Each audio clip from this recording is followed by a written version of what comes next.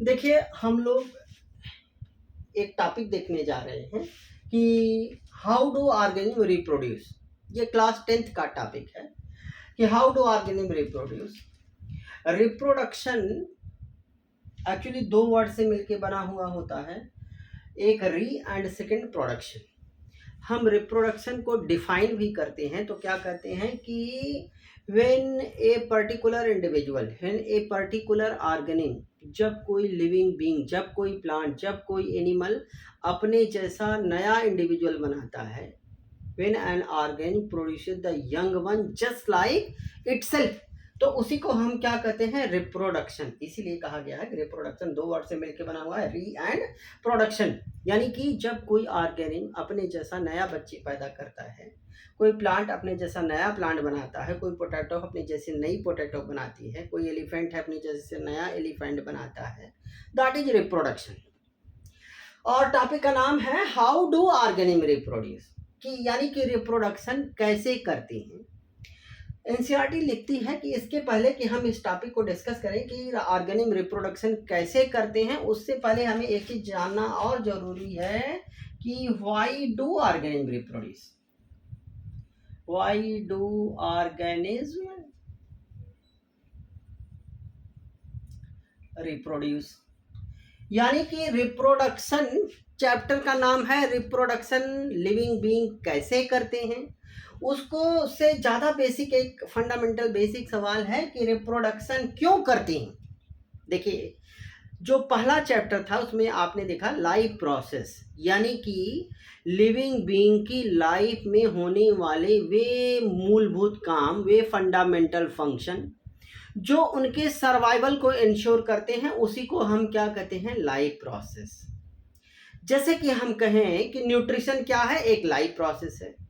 Respiration क्या है, life process है। एक्सक्रीशन क्या है, लाइफ प्रोसेस है। हम एक दिन रेस्पायरेशन ना करें, एक मिनट ना करें तो we will not be able to survive. हम एक्सक्रीशन ना करें, किडनी एक दिन काम ना करे तो we will not be able to survive. लेकिन अगर हम कहें कि कोई इंडिविजुअल है वो रिप्रोडक्शन ना करे, तो क्या reproduction is also a life process. तो अगर हम कहें कि कोई इंडिविजुअल रिप्रोडक्शन ना करे तो क्या वो सरवाइव नहीं करता है, करता है। हमारे समाज में ढेर सारे ऐसे हस्बैंड वाइफ होते हैं, so many couples are there who are not having the young ones, जिनके बच्चे नहीं होते तो obviously they have not done the reproduction, लेकिन क्या वो सरवाइव नहीं करते, दे सरवाइव। इसका मतलब क्या हुआ कि reproduction is not essential for the survival of a particular individual. Reproduction जरूरी नहीं है कि किसी ऑर्गेनिज्म के सरवाइव करने के लिए रिप्रोडक्शन कतई जरूरी नहीं है। फिर हम कहते हैं कि जब reproduction is not necessary to maintain the life of an individual, फिर उस रिप्रोडक्शन वाले काम को करने के लिए भी कोई इंडिविजुअल जब भी यंग वंस बनाता है, बच्चे पैदा करता है, तो उसके लिए ढेर सारी एनर्जी चाहिए, that needs a lot of energy. And obviously कितने इंडिविजुअल मर भी जाते हैं, तो ऑब्वियसली हम जब उस काम को हम क्यों करें जिसके लिए एनर्जी वेस्ट करें, जिसके लिए कि जो हमारी लाइफ के लिए ज़रूरी नहीं है, हम उसके लिए इतनी एनर्जी वेस्ट क्यों करें। जैसे हमने कहा कि रिप्रोडक्शन में जैसे हनी बी है, तो हनी बी की जो, देखिए हनी जो है, हनी बी मधुमक्खी जो है क्वीन होती है, वर्कर होते हैं, ड्रोन होते हैं। जो वर्कर हनी बी होती है लाइफ में रिप्रोडक्शन नहीं करती बट दे सर्वाइव। हमारी सोसाइटी में जिनके बच्चे नहीं हैं, ऑब्वियसली रिप्रोडक्शन का मतलब यही हुआ ना कि when they are able to do the reproduction, जब बच्चे नहीं पैदा किए, जो उन्होंने रिप्रोडक्शन नहीं किया, फिर भी वो सर्वाइव करते हैं। तो इसीलिए कहा गया कि रिप्रोडक्शन तो जरूरी नहीं है सर्वाइवल के लिए, फिर उसको काम को क्यों किया जाए। ऑब्वियसली देखिए, इस सवाल का जवाब कि रिप्रोडक्शन जब जरूरी नहीं है सर्वाइवल के लिए, फिर ऑर्गेनिक के लिए क्यों जरूरी है। तो देखिए, अगर हम इस नेचर पे, इस प्लेनेट पे, बायोस्फीयर में जहाँ पे लाइफ एग्जिस्ट करती, that area known as what, biosphere. उस बायोस्फीयर में अगर हमें लाइफ दिखाई देती है तो इसीलिए दिखाई देती है क्योंकि रिप्रोडक्शन करते हैं। अगर किसी स्पीसीज का पर्टिकुलर मेंबर रिप्रोडक्शन ना करे, किसी स्पीसीज का एक ऐसा इंडिविजुअल हो जो रिप्रोडक्शन ना करता हो, तो ऑब्वियसली हमें फिर उस स्पीसीज के मेंबर दिखाई नहीं देंगे। तो स्पीसीज की कंटिन्यूटी के लिए पॉपुलेशन की इंक्रीज के लिए द रिप्रोडक्शन इज नेसेसरी। इसलिए कहते हैं कि रिप्रोडक्शन एक इन चैप्टर 1 लाइफ प्रोसेस आपने देखा कि जो रिप्रोडक्शन है ऑब्वियसली वो that does not ensure the survival of a particular individual, फिर भी वो स्पीसीज की कंटिन्यूटी के लिए जरूरी है। तो इसीलिए रिप्रोडक्शन क्या होता है, जरूरी होता है। अब देखिए कि हम कहते हैं कि जो रिप्रोडक्शन है वो ऑब्वियसली दो तरीके से होता है।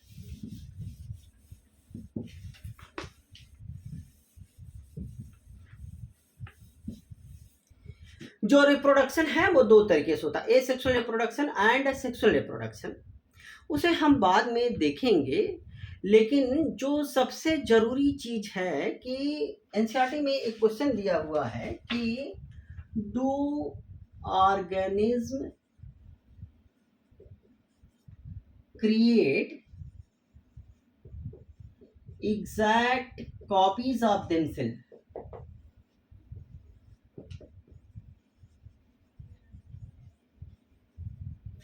यानी कि हम एक चीज समझना है हमें कि जब कोई ह्यूमन बीइंग है वो उसके जो प्रोजनी होती है, जो बच्चे होते हैं, ऑफस्प्रिंग होती है, तो क्या वो एकदम आइडेंटिकल बच्चे पैदा करता है? एक एलिफेंट हमेशा एलिफेंट ही बनाता है, मैंगो ट्री है, मैंगो का प्लांट ही बनाएगा। लेकिन एक चीज कही जा रही कि क्या जब रिप्रोडक्शन होता है तो जो नई प्रोजनी बनती है वो एकदम आइडेंटिकल होती है, एग्जैक्ट कॉपी ही बनाते हैं? ड्यूरिंग रिप्रोडक्शन के समय ऑर्गेनिज्म जो बच्चे पैदा करता है क्या वह एकदम आइडेंटिकल होते हैं, एग्जैक्ट कॉपी ही बनाते हैं? तो ऑब्वियसली देखिए अगर कोई ह्यूमन बीइंग है तो उसके जो बच्चे हैं मोर और लेस दे आर सिमिलर। हमारे दो हाथ पैर नाक कान हैं तो ऑब्वियसली बच्चों के भी वो हमसे काफी मायनों में सिमिलर ही दिखाई देते हैं, they look like similar. Potato plant है तो ऑब्वियसली जो नई पोटैटो बनेगी वो उस पोटैटो से सिमिलर रहेगी। एक माँ बाप के बच्चे भी उसी जैसे सिमिलर ही दिखते हैं, लेकिन ऑब्वियसली देखिए एक क्यों सिमिलर दिखते हैं कि एक बॉडी की डिजाइन होती है, बॉडी की डिजाइन, बॉडी की डिजाइन किसकी है कि पेरेंट की, माँ बाप की बॉडी की डिजाइन, और जो प्रोजनी बनी, प्रोजनी का मतलब कि जो बच्चे बने, प्रोजनी भी कहते हैं हम इस चीज को, और क्या कहते हैं, we are also saying offspring.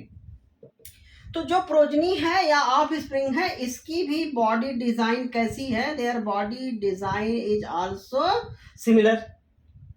तो अब हम कहें कि अब एक पेरेंट से जो बच्चे बने, जो प्रोजनी बनी, उनकी इसकी बॉडी डिजाइन और इसकी बॉडी डिजाइन एक जैसी है। एलिफेंट एलिफेंट जैसा बच्चा पैदा करेगा, ह्यूमन बीइंग जैसे बच्चे पैदा करेंगे, वो समान दिखते हैं, दे लुक लाइक सिमिलर। क्यों दिखते हैं समान? क्योंकि इस पेरेंट की बॉडी की डिजाइन और इन बच्चों की बॉडी की डिजाइन समान होती है। लेकिन बॉडी की डिजाइन कब समान होगी? जब इस बॉडी डिजाइन को बनाने वाला ब्लूप्रिंट, इसका ब्लूप्रिंट और इस बॉडी की डिजाइन का ब्लूप्रिंट कैसा हो, दैट मस्ट बी सिमिलर। यानी कि हम एक चीज करते हैं कि रिप्रोडक्शन में इंडिविजुअल की बॉडी के इंडिविजुअल समान दिखते हैं। क्यों समान दिखते हैं? क्योंकि उसकी बॉडी की डिजाइन समान होती है। बॉडी की डिजाइन का मतलब दो हाथ, दो पैर, नाक, कान, ह्यूमन बीइंग के उसी जैसे बच्चे में भी समान रहते हैं। तो अगर इसकी बॉडी डिजाइन, इसकी बॉडी डिजाइन इसीलिए समान दिखते हैं क्योंकि उनकी बॉडी डिजाइन समान होती है। बॉडी डिजाइन समान कब होगी? जब इस बॉडी की डिजाइन का जो ब्लूप्रिंट है और इसकी बॉडी के डिजाइन का जो ब्लूप्रिंट है वो कैसा रहे, समान रहे। ऑब्वियसली देखिए किसी भी पर्टिकुलर इंडिविजुअल के, जैसे हमारी बॉडी है, आपकी बॉडी है, या किसी प्लांट की बॉडी है, उस बॉडी की डिजाइन को बनाने वाली हमारी बॉडी में हमारी हाइट कैसी होगी, हमारी आंख का रंग कैसा होगा, आंख का शेप कैसा होगा, नोज का शेप कैसा होगा, फेस कैसा होगा, हाइट कैसी होगी, everything, every character, every trait is determined by the DNA. उसको कौन डिसाइड करता है? डीएनए डिसाइड करेगा। यानी कि इस बॉडी की डिजाइन को बनाने वाला डीएनए और इस बॉडी की डिजाइन को बनाने वाला डीएनए जब कैसा होगा? एकदम समान होगा। तो इसका दोनों का blueprint, DNA is the master molecule which determine the shape of the body, design of the body. तो ऑब्वियसली यही चीज कही जा रही है कि अगर प्रोजनी की बॉडी सिमिलर दिखती है पेरेंट से, तो इसी कारण दिखती है कि बॉडी डिजाइन समान होती है। बॉडी डिजाइन कब समान होगी? जब उसको निश्चित करने वाला डीएनए भी क्या होगा? समान होगा। उसका ब्लूप्रिंट जिस पे उस बॉडी की डिजाइन की गई है, which had determined, which had decided that the structure of the body is which kind, किस तरीके की बॉडी बनने जा रही है वो कौन डिटरमाइन करेगा? डीएनए। इस बात को हमेशा समझे ही रहना है कि हमारी बॉडी में क्या कुछ होता है, किस तरीके का शेप होता है, सब कुछ डीएनए, और डीएनए का पार्ट क्या है? जीन, जो हम लोग हेरिडिटी एंड एवोल्यूशन में देखते हैं वही डिसाइड करता है। तो हमें थोड़ा सा समझना है इस टॉपिक को कि do organism create exact copies of themselves? कैसे करेंगे? जब डीएनए का, यानी कि जब इसकी बॉडी की डिजाइन वाला डीएनए का रेप्लिकेशन होगा, इसकी फोटो, इसकी डीएनए रिप्रोडक्शन की जो सबसे बेसिक चीज है, फंडामेंटल चीज है, वो क्या है?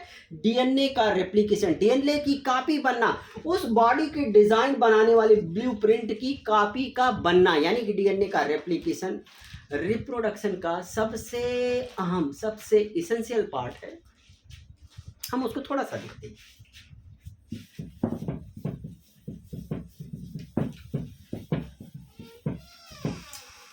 देखिए, ऑब्वियसली हम कहें कि ये एक cell, this is the cell, और इस सेल में ये क्या है? न्यूक्लियस है। और इस न्यूक्लियस के अंदर ऑब्वियसली हम कहते हैं ढेर सारे इस तरीके से लंबे पतले उलझे धागे जैसी स्ट्रक्चर पाई जाती है, जिसे हम क्या कहते हैं? Chromatin thread. That is known as what? Chromatin thread कहते हैं। अब यही क्रोमैटिन थ्रेड जो है, जब ये कब दिखते हैं? इन द, जब सेल, ये क्या है? This is a particular cell, जब सेल कैसी रहती है? रेस्टिंग कंडीशन में। रेस्टिंग कंडीशन का मतलब जब सेल डिवाइड नहीं कर रही होती है,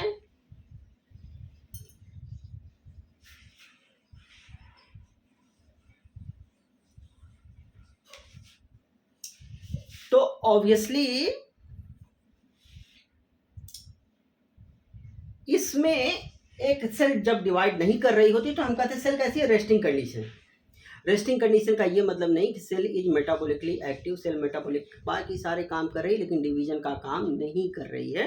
तब उसके न्यूक्लियस में ढेर सारे लंबे पतले उलझे धागे जैसी स्ट्रक्चर दिखाई देती है। So many long tangled thread like structures are visible, जिसे हम क्या कहते हैं? Chromatin thread. और यही सेल जब डिवाइड करने चलती है, suppose that if this cell is going to divide, तो ये जो क्रोमोसोम, ये क्रोमैटिन धागे किस रूप में दिखने लगते हैं? इस रूप में दिखने लगते हैं। और इसको तब क्या कहते हैं हम? क्रोमोसोम। अब सवाल है कि डीएनए एक्चुअली क्या है? तो देखिए, हम कहते हैं कि जो डीएनए है वही क्रोमोसोम है। यानी कि हम कहें कि जो डीएनए की स्ट्रक्चर इस तरीके से होती है, just like this, suppose that mostly DNA double standard, और ये एक डीएनए, ठीक है? This is the DNA, this one is DNA. हम ह्यूमन बॉडी का अगर एग्जांपल लें तो इस डीएनए के धागे की लंबाई कितनी होती है? 2.2 मीटर। और सेल की साइज, अगर हम ये डॉट रख दें तो this dot is visible with the naked eye, हमें दिखता है, लेकिन इस सेल की साइज इतनी छोटी होती है that is not visible with the naked eye, वो माइक्रोस्कोप से ही दिखती है। उस सेल की साइज में इस न्यूक्लियस की साइज कितना है? 10⁻⁶ माइक्रोन। तो अब इस न्यू सेल तो विजिबल नहीं है, उसमें न्यूक्लियस की साइज इतनी छोटी है, और फिर उसमें 2.2 मीटर का DNA. How the DNA will accommodated cell? एक 2.2 मीटर साइज का डीएनए इस न्यूक्लियस की साइज में कैसे आएगा? इसके लिए ये डीएनए क्या करेगा? ये डीएनए सिकुड़ता है, कंडेंस होता है। कंडेंस होने का मतलब कि DNA undergo the super coiling, सिकुड़ता है, और सिकुड़ करके डीएनए पहले किस रूप में, सेल के अंदर किस रूप में रहता है? इस क्रोमैटिन धागे के रूप में रहता है, क्रोमैटिन थ्रेड के रूप में रहता है। लेकिन जब सेल डिवाइड करने चलती है तो यही क्रोमैटिन थ्रेड किस रूप में चला आता है, क्रोमोसोम के रूप में आता है। तो ऑब्वियसली जब ये डीएनए कंडेंस होता है, सिकुड़ता है, तब किसकी मदद लेता है, कुछ प्रोटीन की मदद लेता है,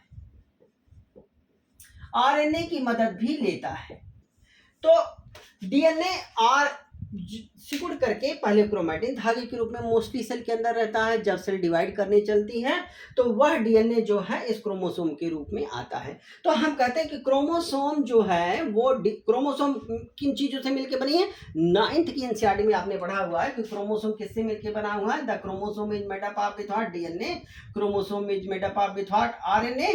chromosome is made up with what, protein.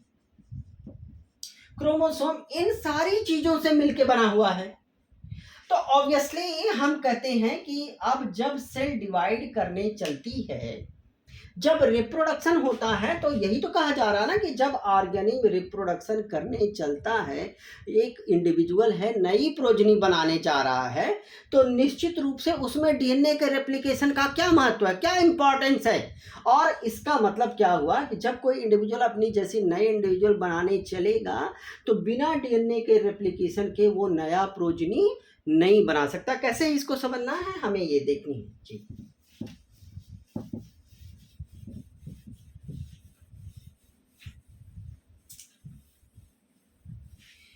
देखिए, जैसे हम कहें कि ये एक अमीबा है, इस अमीबा का ये न्यूक्लियस है। तो जब ये डिवाइड करेगा अमीबा, तो एसेक्सुअल रिप्रोडक्शन करेगा। सबसे पहले इसका न्यूक्लियस डिवाइड होगा, just like this nucleus divide. पहले न्यूक्लियस डिवाइड हो जाएगा और फिर क्या हो जाएगा कि 2 न्यूक्लियाई बन जाएंगे। न्यूक्लियस के डिवीजन होने का मतलब क्या, देखिए अब इसके बाद क्या होगा, इसका साइटोप्लाज्म डिवाइड हो जाएगा और ये सेल 2 डॉटर सेल में डिवाइड हो जाएगी। आधा न्यूक्लियस इधर, आधा न्यूक्लियस इधर। अगर इस अमीबा में suppose that if they have the 12, for example 12 pair नहीं होता अमीबा में, केवल मैं कह रहा हूं कि क्रोमोसोम हमेशा जोड़े में पाए जाते हैं। Chromosome and gene always exist in pair. अगर इसके पास 12 पेयर क्रोमोसोम थे तो 12 पेयर मींस 24 थे क्रोमोसोम, चूंकि जोड़े में पाए जाते हैं, that's why we have written 12 pair. Human being में कितने होते हैं, 46, यानी कि 23 पेयर। हम कह रहे हैं कि अगर ये इसमें 12 पेयर है तो ऑब्वियसली जो 2 डॉटर सेल बनेगी इसमें भी 12 पेयर रहने चाहिए और इसमें भी 12 पेयर ही रहेंगे। ये रिप्रोडक्शन है, ठीक है।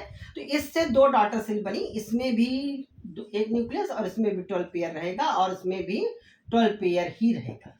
यानी कि इसका मतलब क्या हुआ कि जब रिप्रोडक्शन होने चलेगा तो एक सेल इसके पहले की रिप्रोडक्शन में कब हुआ, हम कहते हैं ना कि यहाँ पे, तो जब रिप्रोडक्शन होने का मतलब क्या, इस एक सेल ने, चूंकि अमीबा यूनिसेलुलर है, एक सेल से बना हुआ है, तो रिप्रोडक्शन में क्या हुआ, इसका न्यूक्लियस डिवाइड होकर के एक ही न्यूक्लियस में 12 पेयर था। अब आप सोचिए कि इस 12 पेयर से इसमें 12 पेयर दोनों में कैसे आए। जब तक इस डीएनए का रेप्लिकेशन नहीं होगा तब तक इन दोनों के पास 2 डॉटर सेल, 2 इंडिविजुअल रिप्रोडक्शन से नहीं बन सकते। इसी कारण कहा जाता है कि रिप्रोडक्शन के समय डीएनए का रेप्लिकेशन, डीएनए की नई कॉपी बनना, उस बॉडी डिजाइन को डिटरमाइन करने वाला मास्टर मॉलिक्यूल डीएनए की नई कॉपी बनना, उसके रेप्लिकेशन रिप्रोडक्शन का सबसे इसेंशियल पार्ट है। बिना डीएनए के रेप्लिकेशन के नया इंडिविजुअल नहीं बन सकता है। लेकिन जो डीएनए है, जो सवाल है हमारा कि जब रिप्रोडक्शन ऑब्वियसली होता है तो निश्चित रूप से क्या वो एग्जैक्ट कॉपी बनाते हैं।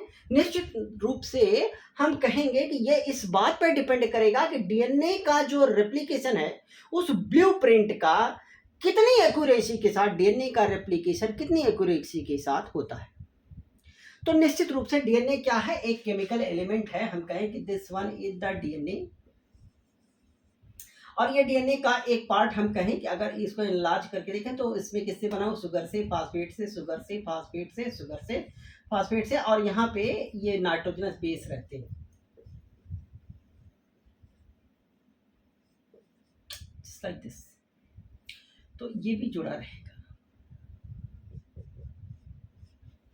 तो यह डीएनए क्या है, एक केमिकल एलिमेंट है, और डीएनए के इस केमिकल एलिमेंट को बनाने के लिए निश्चित रूप से डीएनए का रेप्लिकेशन कैसे होगा, by the process of chemical reaction. DNA का रेप्लिकेशन कैसे होगा, एक केमिकल रिएक्शन के जरिए होगा। हालांकि वह डीएनए के रेप्लिकेशन करने वाली केमिकल रिएक्शन हाईली इफिशिएंट होती है, बहुत ही एक्यूरेट होती है, फिर भी देखिए कि एनसीईआरटी लिखी हुई है कि कोई भी बायोकेमिकल रिएक्शन 100% रिलायबल नहीं होती है, 100% एग्जैक्ट रिजल्ट नहीं देती। थोड़े बहुत डिफरेंस इस बायोकेमिकल रिएक्शन के समय, डीएनए के रेप्लिकेशन के समय थोड़े बहुत डिफरेंस जरूर आते हैं, और इस डिफरेंस के कारण ही जो प्रोजनी बनती है, जो माँ बाप की जो संतान होती है, प्रोजनी होती है, ऑफस्प्रिंग होती है, पेरेंट से किसी न किसी मामले में डिफर जरूर करती। और एक माँ बाप के जो बच्चे होते हैं, मान लीजिए कि एक माँ बाप के 4 बच्चे हैं, उस 4 बच्चे, 4 भाई, 4 या बहन जो भी हों, आपस में डिफर करते हैं, कुछ अंतर रहते हैं, और वो माँ बाप से भी डिफर करते हैं।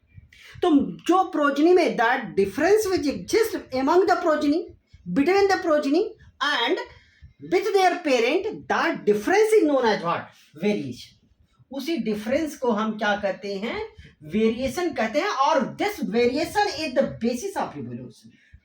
ये हम हेरेडिटी एंड इवोल्यूशन में देखेंगे कि यही वेरिएशन क्या बनाता है, बेसिस किसका, इवोल्यूशन का।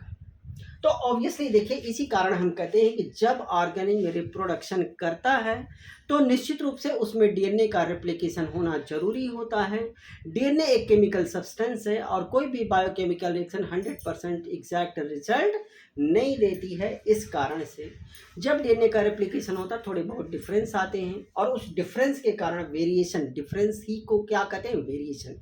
कभी कभी वेरिएशन इतनी बेहतर ड्रास्टिक होती है कि वो ऑर्गेनिक फिर सर्वाइव, वो प्रोजनी सर्वाइव नहीं कर पाता, और some time the variations are not so drastic, और उस थोड़ी बहुत माइन्यूट वेरिएशन वाला इंडिविजुअल सर्वाइव करता है, और वो वेरिएशन अल्टीमेटली एक्युमुलेट होती हैं, और they produce the new progeny that we will discuss in the evolution. लेकिन हमारा जो आज का टॉपिक था ऑब्वियसली कि जो रिप्रोडक्शन के समय ऑर्गेनिज्म एग्जैक्ट कॉपी बनाता है, तो निश्चित रूप से एग्जैक्ट कॉपी सिमिलर होते हैं प्रोजनी, लेकिन आइडेंटिकल नहीं होते, क्योंकि डीएनए का रेप्लिकेशन जब होता है तो थोड़ी बहुत डिफरेंस आते हैं, और उस डिफरेंस को जो कि यानी कि वेरिएशन क्या है एक्चुअली, अगर डिफाइन करना चाहें तो आप कह सकते हैं कि एक माँ बाप की जो संतान होती है, प्रोजनी होती है, ऑफस्प्रिंग होती है, वो आपस में भी अंतर रखती है और अपने माँ बाप से भी कुछ मामले में डिफर करती है। That difference is known as what, variation, and this variation form the basis of evolution. तो ऑब्वियसली फिर एग्जैक्ट कॉपी वो नहीं बनाते हैं। इसके बाद वाली चीज़ों को in the next video we will discuss the different type of the asexual reproduction, and in one more video we will discuss the type of sexual reproduction in flowering plant and human being. Okay, तो इस video में केवल सिर्फ इतना देखे हैं, और अगर आपको बेहतर लगा हो तो ऑब्वियसली आप इसको सब्सक्राइब करिए और लाइक भी करिए, तभी we will make the more videos on this particular topic. Okay.